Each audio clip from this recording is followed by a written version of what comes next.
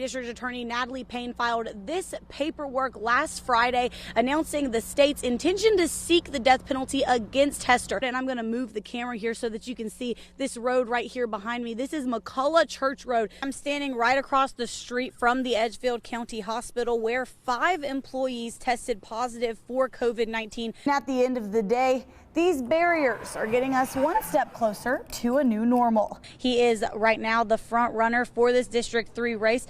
Talk to me about how you're feeling tonight. With law enforcement is involved, there is a completely separate set of rules, and that's because of this Georgia code. Even though Stars and Strikes can't get the ball rolling just yet, a local salon just a few miles away was able to start taking customers today. And now this race in particular has candidates who are experienced in various types of leadership roles, and that's important because Super District 9 covers a very large portion of Richmond County. In the South, a Confederate symbol is easy to find. For someone like Ray Montana, it's not a symbol of Southern pride, but of racism. I see those signs or those symbols of racism. It does something to me. And it actually alters my mindset.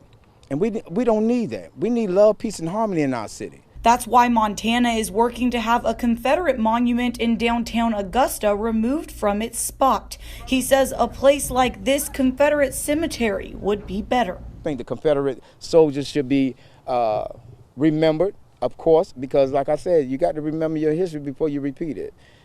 But they need their own space. They don't need to be out in the city like that. While visiting the cemetery, Montana came across Paul Stampley, who was removing a large Confederate flag from the site. We need to be peace about things. Absolutely. But I just wanted to take it down because I'm afraid they're going to vandalize these things. These things are history. A history that means something different to each gentleman. And they are trying to disgrace our flags and they were doing just like we were doing. They were fighting for the war and trying to fight for aggression. Slavery had nothing to do with it. It was all about taxes. Every Confederate flag flyer that I know of personally, they don't agree with us. They don't appreciate us as humans. And I believe in humanity over race. And while Montana says he would prefer the flags not fly and the monuments be destroyed, he is open to compromise of having the symbols in a place like this. Would it be a beautiful thing for y'all? No, it would do what it would actually do.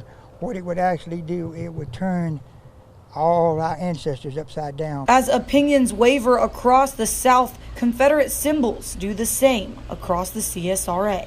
In Augusta, Lex Juarez, Fox 54 News Now.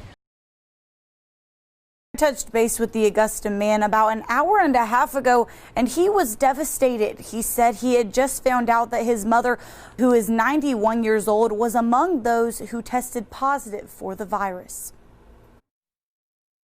But it hurts.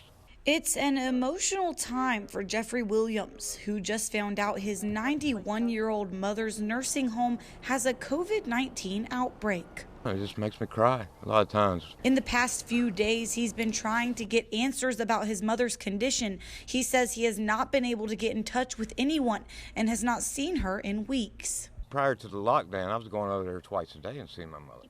It makes me feel sick. It makes me feel helpless. And this company just dropped the ball. He feels that the facility should have had everyone tested sooner. It's a nursing home full of sick old people. Why don't you, after the first case is discovered, jump right on it and start testing people? After hours of phone calls today, he heard from someone in the corporate office who said his mother tested positive. June 22nd is going to be her birthday. I hope we get to see her. In the meantime, he said he's putting faith in God. I pray and I pray. My mom's so religious too. She's going to go to heaven, I know. Right now, his mother is not showing any symptoms, and someone from corporate told him he can go tomorrow to visit her through the window. Live in the newsroom, Lex Juarez, Fox 54 News Now.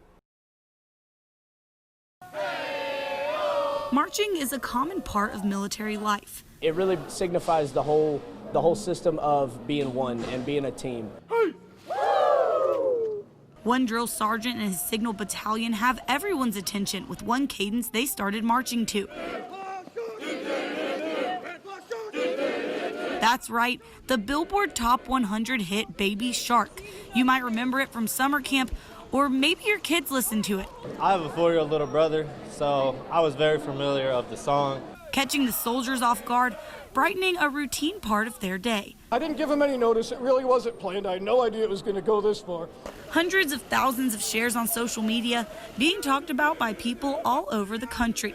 For Sergeant Chrysler, it was just a way to change things up. I got to keep it fresh for myself.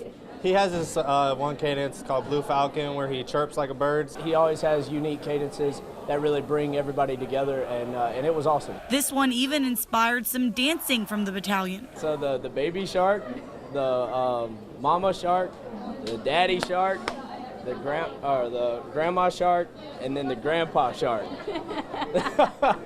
As quick as it happened, I got to change it up again. I would get bored singing Baby Shark all the time, too. moving on to new beats for the 551st Signal Battalion. But the videos and the shares remain. On Fort Gordon, Lex Juarez, Fox 54 News Now.